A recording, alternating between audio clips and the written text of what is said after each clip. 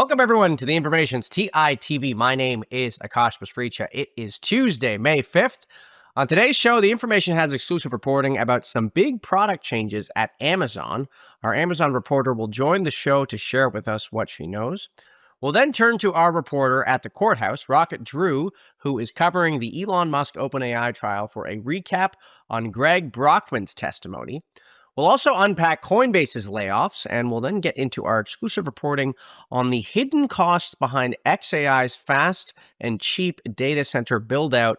And we'll wrap with a look at AI coding, how startups are differentiating themselves in an increasingly competitive landscape. It's going to be a fun show, so let's get right on into it. Amazon is planning some big product changes for its core e-commerce website, some of which take a page from Google's playbook in search. My colleague Catherine Perloff wrote about that in a story out today. I want to bring her on to talk all about it.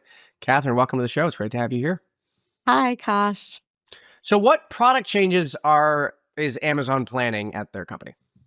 Well, it's still hypothetical, but so I spoke to the VP of core shopping at Amazon, a key executive who kind of controls partly how the website looks. And one idea she said they've been sort of tossing around is creating sort of a more hybrid search experience. So up until now, there has been the Rufus chatbot, which Amazon formally introduced in 2024, where users could have kind of a more chatbot-like experience with their about shopping for products, and then the more traditional search engine, where a shopper could just put in terms, and then they get sort of a list of items instead of a more like paragraph conversational like response. And what Amazon is thinking about is, could there be a more combined experience where there is a paragraph describing, some of the product features, and then below that, the results. So, this might remind you a little bit of Google AI overviews, which, they rolled out a few years ago, where they kind of provided this AI summary and then links to the site below that. And this is just one experience Amazon might offer. It's not necessarily going to be that way all the time. Amazon has a different business than Google, where they want people to buy things and not just people to buy ads. But yeah, it is interesting sort of how the Amazon website might evolve with AI. So let me understand this. So when I go to search for products on Amazon, I know I have the search bar there, and it takes me to all the results. And so is the idea here that what's under consideration is, if I search for, household items or shoes or whatever, then I will get an AI overview type of thing with links to results, or and then the listings, or what is under? Yeah, so maybe there would be like a summary. Say maybe you're saying like household products. This is an example I'm coming up with. Like to get stains off the counter. And maybe then there would be a Rufus generated summary of sort of like, what are different chemicals, or different, what the market looks like for these types of products. And then below that summary, there might be actual product listings for, different types of wipes or counter cleaner sprays, et cetera. So, and that's different, where basically kind of that summarized answer that was more like, conversational, someone talking to you, was sort of bifurcated in the Rufus chat window, which a shopper had to sort of toggle over and choose to use. And then there was a separate kind of main shopping experience. And this is sort of, could maybe be opting in by default in certain instances, shoppers, to a more conversational experience, while not fully taking away the ability to browse specific items. So I gotta be honest, like, I don't know if I'm gonna like this. I mean, I kind of like when I search for the thing, and I just want to see the options right away. And now they're possibly going to introduce this AI overview thing. I mean, why do you think they're doing this? And is the only reason because Google did it? I mean, we don't even know how successful the AI overview thing has been, right? Well, I think Amazon is aware, and their business is different than Google. So, one thing Amanda Dorr, who I talked to, mentioned was like, for something, searching for something And like her role, Amanda's role is what? VP of core shopping at Okay, Amazon. okay. That when you're searching for milk, you don't really want a paragraph about like the difference between 2% and whole. You know the difference. So they wouldn't, there's definitely a lot of types of searches where the kind of standard format where you just see a list of products is the best option. There are other types of searches where you're like, what are the best hiking boots, is an example she gave for the season. And in those cases, maybe you want some more information about like what makes a good hiking boot. So I think Amazon is trying to figure out what are the types of products where more information is helpful. And I think there certainly are some of those types of products. Like I know when I'm looking for, say, like new earphones, I usually have to like go search on Wirecutter or some other site and try to figure out like what people like about, AirPods. So I do think that there are like items where people do need more information. Then there are items like milk where people really don't. And I think Amazon is trying to kind of thread that needle and figure out Like like a little yeah. bit of like a wire cutter esque, like where there are recommendations that can be useful, that's where it might lean into these types of searches and stuff like that. Exactly, exactly. Where and it kind of helps Amazon in a way go up the funnel, which is kind of marketing jargon, but kind of that's sort of been almost Google's historical role, helping you with the product discovery process, and then you go to Amazon when you know what you want. But if you can go to Amazon to learn about products, you can spend more time on Amazon. Maybe they can sell you more ads. There's probably lots of good things that can happen there for them. So Right, right. Now, you mentioned your conversation with Amanda Dora, the VP of core shopping. I think you said was her role. What questions did you come out of the conversation with in terms of how you think this could be rolled out, or the company strategy at large? yeah, I mean, I am still sort of, yeah, curious sort of again how they thread the needle. She also mentioned that like, and we've reported on this in the past, they've been tweaking the way that like the regular search engine works to sort of be more responsive for natural language. And like they've now I believe like 60% of searches use autocomplete, and they've been trying to use LLMs to make autocomplete smarter. So it is sort of like like are the lines going to blur? So that is definitely a question I have. Like as regular search becomes more natural language like, how does it become different from a chatbot? And maybe it's in the response, but then, does everyone start asking questions to the Amazon search bar? How does that sort of change the experience? Another, question I have is like they have been really interested in this new Buy for Me feature, which is helping shoppers find items that are not on Amazon's own site, but they, will scrape the web or use other features to find out about these items, and then you can buy that item that isn't on Amazon's site. They'll direct you to the other site, and you can, find it and buy it there. And I'm also very curious, like, to what degree does Amazon want to be sort of like the first stop on the internet? Kind of again taking that role that Google's often had and being the place where you learn everything and you do product discovery, even if that means buying a product that's not on Amazon, and like Hmm. how important that is for them and, where that kind of puts them, yeah, in the whole e-commerce process. Right. And last question for you, Catherine. So we don't know exactly if or when they are planning to roll out this type of feature. We just know that they are considering it at this point, right? Yes, we don't know the exact timeline, though I will say, yesterday actually, there was some observers who saw that like when they used the regular Amazon search bar, it would instead of just populating with a list of results, it would go into a more like chat conversational Rufus like experience. So that was, and we asked Amazon about it. They're like, we're testing things, whatever. So I think it shows they're kind of already thinking of more hybrid modes. Like, people have been seeing them in the wild. Right. So it seems like things are underway. An exact product roadmap, we don't exactly know, but yes. Right. Great. Well, Catherine, I want to thank you for coming on. That is Catherine Perloff, our Amazon reporter here at The Information.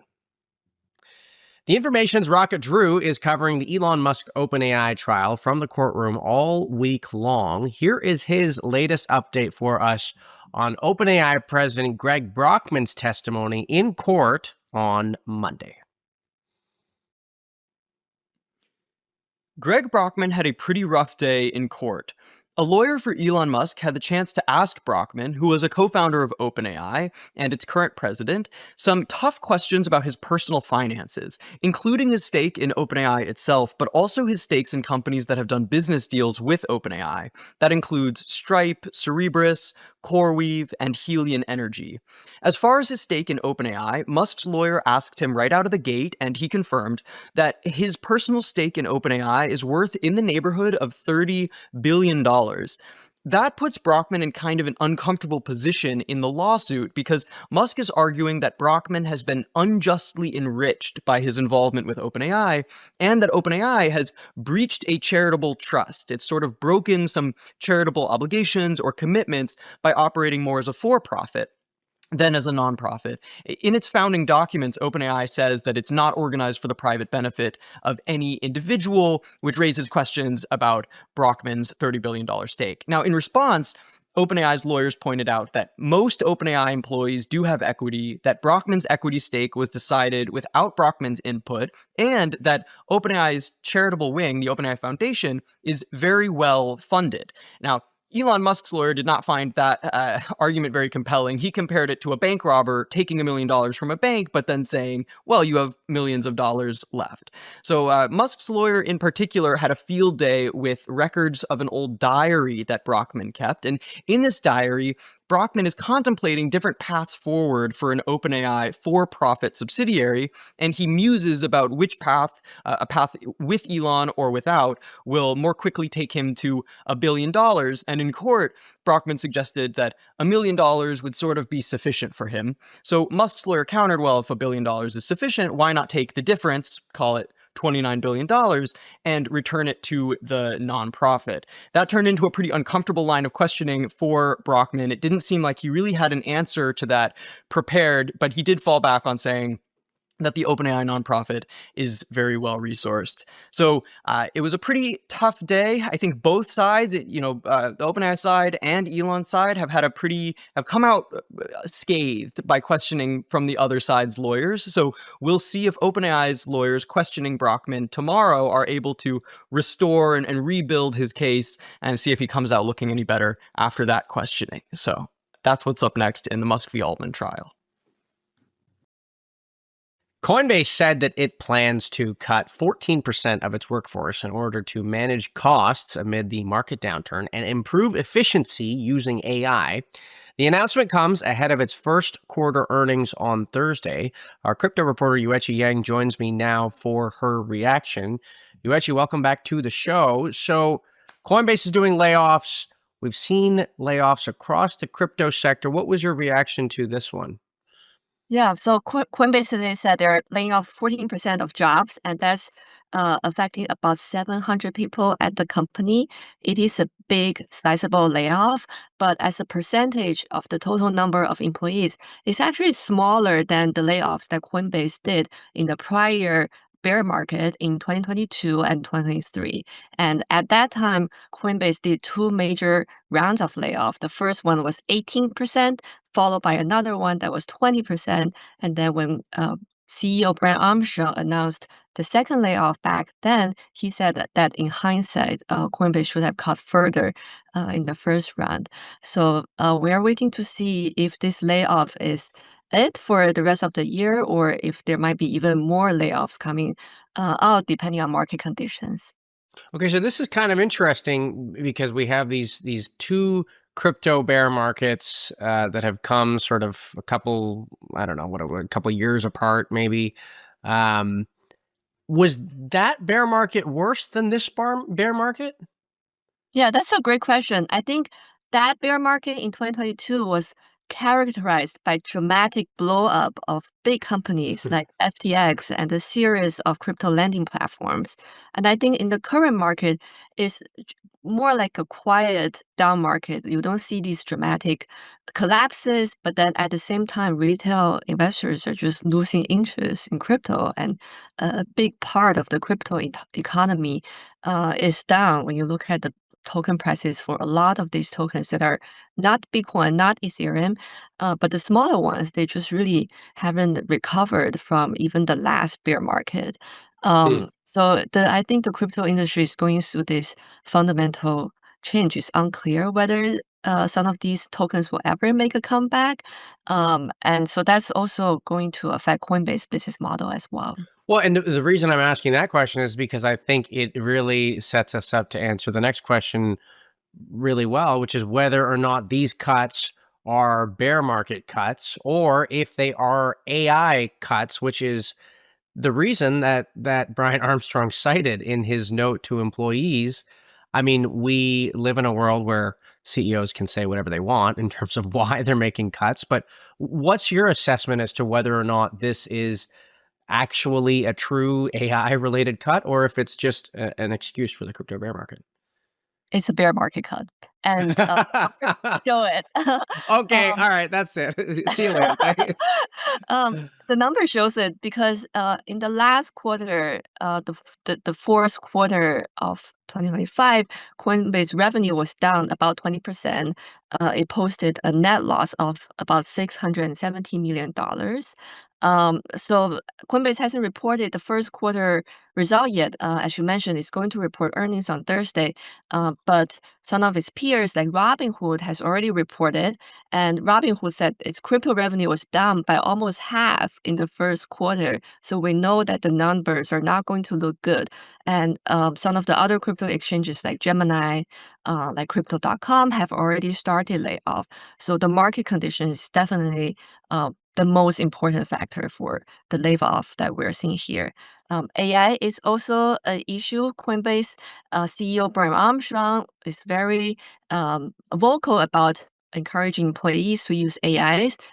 In today's tweet announcement, he said that there will no longer be any pure manager, meaning that every leader in the company will also be an individual contributor.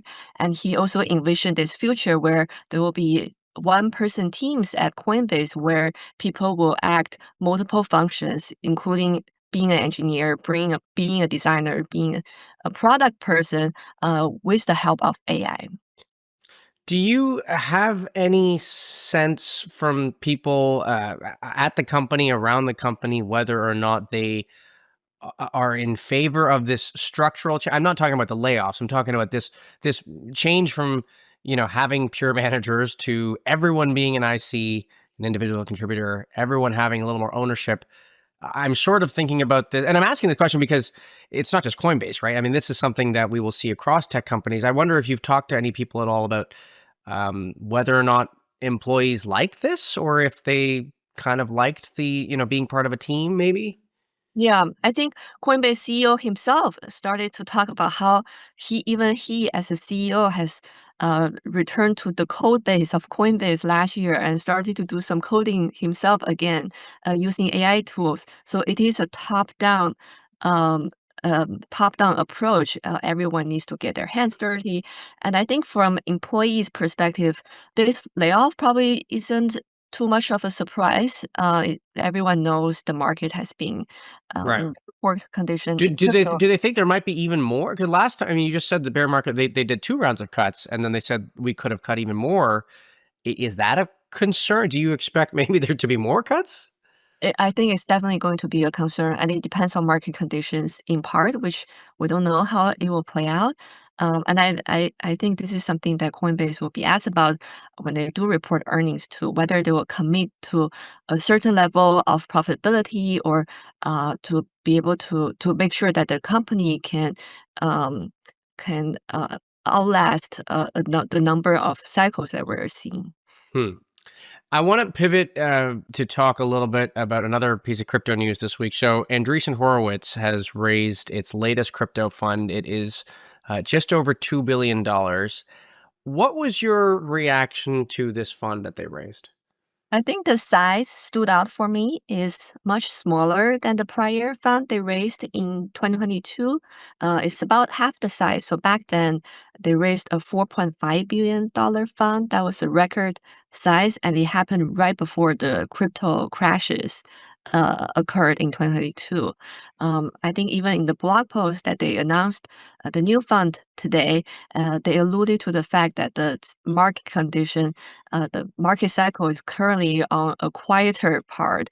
And they mentioned that they wanted to invest in founders that are building products for everyday uses, even though right now they don't get as much attention. So I think they're pretty aware of the fact that a lot of the interest from investors have moved on from crypto to AI, but they seem to suggest that that's not necessarily a bad thing because it allows them to stay focused and to also um, capture and identify good founders at a time when they don't get attention. And it strikes me that that perhaps is a little bit of a contrast to the way that Han Ventures positioned their latest fund that they also announced this week, I believe. I mean, they still said that they're focused on crypto. They said they're sort of opening the aperture a little bit to take advantage of where AI and agents could intersect with crypto. But it sounds like Andreessen is saying we're going much deeper into crypto. We're finding the best crypto founders first. That's what the goal is here. I think for Andreessen, the intersection between crypto and AI is also an important focus. In their blog, they did allude to the fact that agentic payments will Okay. become more of a thing, and the internet will be run by agents in the future. They didn't really spell out specific examples of how this intersection between crypto and AI will look like. It's kind of like a high level, big picture stuff. So we look forward to seeing how exactly that will pan out. Great. Well, Yuechi, I want to thank you for coming on. That is Yuechi Yang, our crypto reporter here at The Information. SpaceX has been highlighting xAI's speed and cost advantage in its data center buildout compared to rival AI labs. But exclusive reporting from The Information found those advantages come with some hidden costs. My colleagues Theo Waite and Valita Pao published the story today. Theo joins me now to share with us what he knows. Theo, welcome back to the show. It's great to have you here. Hey, Akash. So tell us what we know about xAI's data center buildout efforts. So, xAI is this company that, pitches themselves as doing things very differently from other AI companies and other data center builders. And, the first, aspect of that is that they even chose to build their own data centers in the first place. Like if you look at OpenAI, Anthropic, other, large AI labs, they're largely letting other companies do the building. xAI is building their own. And in SpaceX's S1, sorry, after acquiring xAI, they talk quite a bit about this metric called price per megawatt in data center construction. And the draft of the S1 that we've seen says that xAI's, which is now part of SpaceX, xAI's cost per megawatt is $2.7 million per megawatt compared to a industry standard of 12.3. So cheaper access to compute. Like 25% of the cost of what other people pay to build data centers. But xAI didn't define that term precisely. It's unclear exactly how they measured it. There could be some, creative decisions being made about what to include in that number. But the point is, xAI is saying we know how to do this a lot cheaper than our competitors because we're crafty. And that, comes out in a lot of ways. Okay, so crafty. So expand on that a bit more. What is behind xAI's craftiness here? So they're using a lot of kind of like temporary and improvised measures, you could say, to get their data centers online over the past couple of years. That includes, using these mobile gas generators to power the data centers, which has been quite controversial because they, you know, produce air pollution and are kind of meant for temporary use in remote areas, and they're running them close to a city. The other kind of thing that they've been doing is relying on these mobile chillers, which basically look like semi-truck trailers, and they just have like over 100 of them kind of parked outside the data center to cool the servers in there.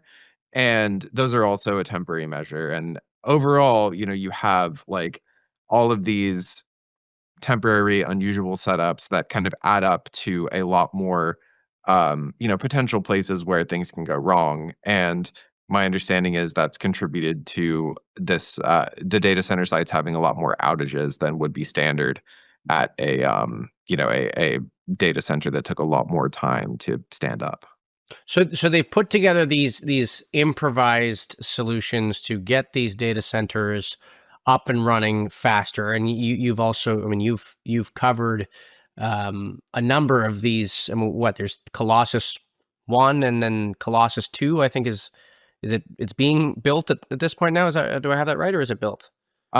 There's one building of it that's like mostly done, and then there's another building of it that is not done at all. Okay. But the point is, I mean, these are the XAI data centers, and so what they're touting here in the SpaceX IPO is that we can get these up and running faster because we have these improvised solutions. We've got generators, we've got trucks, and what your reporting shows is that sometimes these improvised solutions aren't actually as reliable, understandably, as if they were to have taken a little more of a I guess traditional approach to build. Well, to be clear, they're not touting the temporary measures in the IPO. That's based more on my reporting. The IPO pitch is, that everything is amazing and perfect, obviously. Right. So they get the data centers up and running. They get access to the compute. Another part of your story that was interesting, though, is you talked a little bit about the utilization of compute and how well they are using all the compute that they've sort of built capacity for. Talk a little bit about that for us.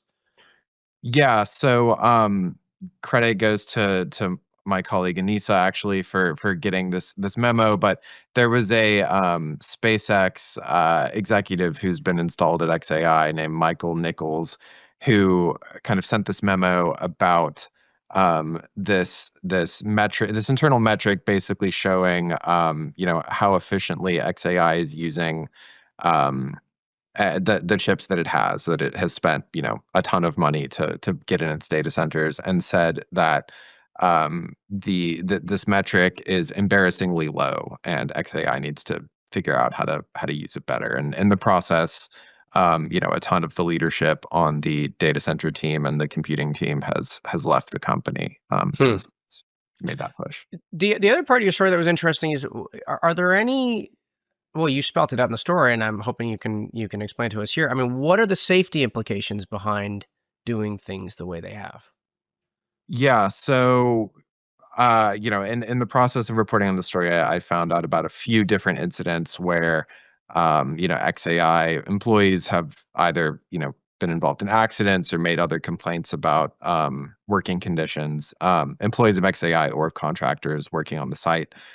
In January of this year, there was a worker who was using this device called a fusion machine that is basically this like really powerful industrial machine that fuses pipes together. And he got his finger stuck in the machine and it crushed it and it was amputated.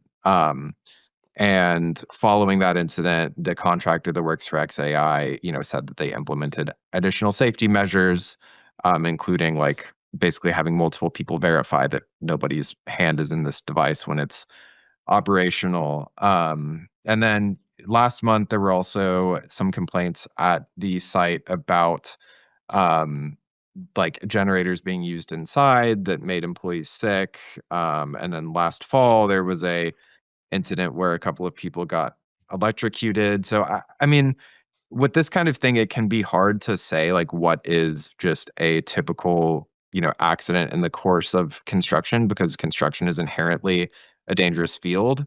But with some of the, with both the finger loss thing and the air quality issue, like XAI or its contractors have, committed to doing things differently following that, which would, indicate something is going on that they had to address.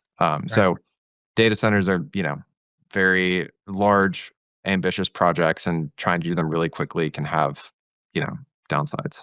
Right. Big picture for you, Theo, before we let you go. I mean, as you think about questions that you have to push this story ahead, what are sort of the next topics that you're interested in pursuing on your beat? Yeah, I mean, I think that like with XAI, right, there is still this question of how on earth they're going to make money from these data centers. Like XAI's revenue is just not significant, and it's a gigantic, source of burn for the combined company now. Right. There's still kinds of like, they had this deal they announced with Cursor where Cursor is going to use some of the compute from XAI's data centers, but there's a ton of ambiguities around that.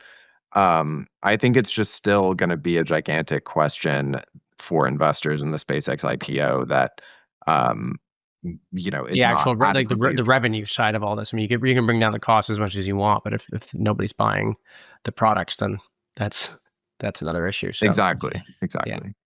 Well, Theo, I want to thank you for coming on. That is Theo Waite, our Elon Musk reporter here at The Information. The SpaceX Cursor deal for a potential acquisition surprised a lot of people. And in a world where AI coding is fiercely competitive, the big question is, how do startups differentiate themselves in this environment as the big are getting bigger? I want to bring on Zach Lloyd, founder and CEO at AI coding company Warp, for his point of view on this. Zach, welcome back to the show. It's great to have you here. Thanks for having me, Akash. Great to be here. So I want to talk about Warp, but tell me very quickly, what was your reaction to the SpaceX Cursor deal announcement, partnership, whatever we want to call it at this point? I mean, a couple things. I guess one, it really speaks to just like how AI coding has taken off as a market. That's a incredible price for a AI coding company, and I mean, Cursor makes sense. Very, very big. From like my perspective, it's interesting to see another one of these AI coding companies sort of partner or maybe be acquired by a model lab. So it's you see sort of consolidation amongst the model labs as the big players in the space right now. And so explain to us a little bit about how Warp fits into the AI coding ecosystem. Are you a direct competitor of Cursor? Do you guys use each other's technology? How does it all work? So we are, in a sense, we're a competitor, but what Warp is doing at this point is trying to position itself as like a great place to run any coding agent. So we're complementary in a lot of ways. So you can use Cursor, you can use Codex, you can use Cloud Code, you can use Warp's own agent within Warp. And the way that I think about our company and our positioning is like we're trying to sit one level above any particular coding agent and be a great place for people to run any of them, which matters because every, I don't know, month, week, what is the state of the art here is changing, and people really want flexibility for how they do that. So this is a tool where people can use this platform, and they can use both Codex and Claude and Cursor, Claude Code. I should say. They can use all these tools They inside the Warp platform. They can use all of them. And where this really, it's nice for individual developers. It really matters for companies as they are trying to figure out like how do you set up systems for deploying, especially cloud agents at scale. You don't necessarily want to be locked in to one model or one provider. And so what we're trying to do is provide optionality to companies where they can adopt sort of one piece of infrastructure that lets them sort of switch between those different providers and optimize things like costs, which are an increasingly big concern for companies, get governance around like how those agents are working, audit trails, secure them all. And so we think that the best position for us is to be something that cuts across them, which is one reason. So last week we open sourced Warp, and it's a big part of this strategy of trying to be like a neutral ecosystem player in what is a very, very competitive market where, we're going against XAI and Anthropic and OpenAI. We would rather not compete with them. We would rather be something that enables them. Why did you make the change to open source? Yeah, the general philosophy here is like we thought we could actually move faster and build a better product if the community was participating. The other really, really big thing, like why now of it, is that the agents are doing most of the heavy lifting in our repo. They're actually like writing the code and doing the planning and verifying the changes. Agents have become so powerful and so good that we felt like we could actually sort of accelerate the product development meaningfully by bringing the community in and having them do a bunch of the sort of like provide like what's the right features to build, and are they working right? So it's kind of a new way of working where there's humans, but if you look at the repo, it's all being built by agents. It's very cool. Hmm. I want to ask you about the vibe coding craze at large and the current state of it. I mean, uh, on one hand, we have companies like Apple that are sending their coders back to boot camp, to relearn the latest and greatest ways in which software engineers should be doing their job. Yep. You also have the whole token maxing movement, right, where companies will encourage their employees to basically use AI as much as they can, and I imagine vibe coding is at the center of that. But on the flip side of that, you have these security flaws, and I'm sure Yep. token maxing now. We saw that tide turn as well. I think it was Uber's CTO that said, we've kind of gone through our budget for it, and now we don't have any budget left for our AI endeavors in certain pockets. Anyway, the details are what they are. Do you think vibe coding, it's had its moment? Do you think there might be a pullback at all at these bigger tech companies where they say, well, maybe we should actually do things the old-fashioned way because it's a little safer in some cases? So I don't think there's going to be a pullback to manually like writing code by hand. I think that those days have come and gone. I think vibe coding, the way that I think of it is like you're just sort of like, driving in the back seat while the agent does all of the coding. You don't know what's going on. I don't think that's a good strategy either. So I would say those are the two extremes. And what you're going to see at companies is something in the middle, which I would call like agentic engineering, where you really have to reimagine what is the right way to build software in this world of new agentic capabilities. And it's not by hand, and it's not by like totally like closing your eyes and let the agent do it. It's by adopting a new set of best practices and controls and securing it. And so I think you're going to see a middle ground. And I do think actually costs, security, centralized auditing, and governance, this is like how you're going to do this at scale. And we're moving past the point where real companies are going to just be like, go nuts on some coding tool on your laptop. They don't like that era is going to end pretty rapidly. Hmm. Now, I want to ask you very quickly about open source models. Actually, given that you are now firmly Yes, in the we open are. source ecosystem, so one of the questions I've had is, we've seen, for example, Meta traditionally their models have been open source, and we've seen a lot of success with open source models broadly speaking. Especially, I'm thinking about the models from China. Yep. Um, is it at all more difficult to assess the effectiveness of open source models on these benchmarking leaderboards compared to closed source models? I mean, I'm not as close to the ground as you are in this space, but is there any more challenge of evaluating the effectiveness there?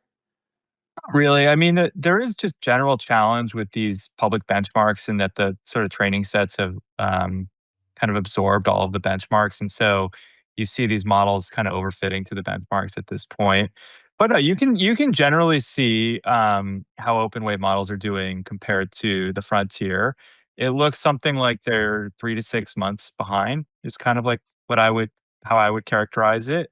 The interesting question is like, is there going to be a point where 3 to 6 months behind is like good enough? And what I think will happen is that it will depend on what you're doing, which kind of sounds obvious, but like for some tasks, you will need to be at the frontier. You'll need to pay the frontier token rate, which is like, 100x the open weight token rate. And for some tasks, you won't. And so I see that happening. And it leads me to believe there is going to be a future where it's a mixed bag where optimizing the cost of how you're using these models really matters a lot. And I expect the open weight models to continue to sort of trail a little bit behind the frontier, but generally kind of keep pace 3 to 6 months behind. And last question for you. I mean, remind us then, with your pivot to open source. This is Yep. a playbook that many companies have used throughout the history of Silicon Valley. There obviously is a way to build very viable businesses while still building open source technology. But tell me a little bit about how you're thinking about your own business model then in this era of open source, and how you're planning to really scale with this technology. Great question. So the idea behind open source, like I said earlier, was it's going to improve the product. The other thing that it will do for us is help build the ecosystem and help us grow our user base. The part though of Warp that revenue generates for us is like on our server, and it's really about like agent orchestration and cloud infrastructure for agents, and also like our own agent harness. All of that is not Bring that currently down a open. level for it. Would you bring it Sure. down just a level for us? So harness orchestration. What is all that? Yeah. So let me more simply, our business is really around deploying agents for businesses to do like long, hard tasks, to do automations, and to like have a agent that works super well, like a premium version of the agent. All of that stuff is still proprietary for us right now. Whether it will be forever, I'm not sure. But the part that we open sourced was actually always free. It's like the app that developers download and use every day. And so open sourcing that just helps get the community more excited. It'll help let them improve the product. And it's cool because they can actually build into it now so easily with agents. And so for us, it doesn't feel like a huge risk. It feels like something with ton of potential benefit for increasing distribution and ecosystem, which are, I think, two of the ways that in a world where software doesn't cost anything to build, you can actually build a lasting advantage as a software company. Right. Well, Zach, I want to thank you for coming on. That is Zach Lloyd from Warp Yep. here on TITV. That does it for today's show. A reminder, we are on the stream Monday through Friday at 10 a.m. Pacific, 1 p.m. Eastern. If you can't make it then, episodes are available on theinformation.com, our YouTube channel, or wherever you get your podcasts. Make sure to follow us on social media on X, Instagram, and TikTok. I'm already excited for our next show tomorrow. Have a great rest of your Tuesday. Bye-bye for now.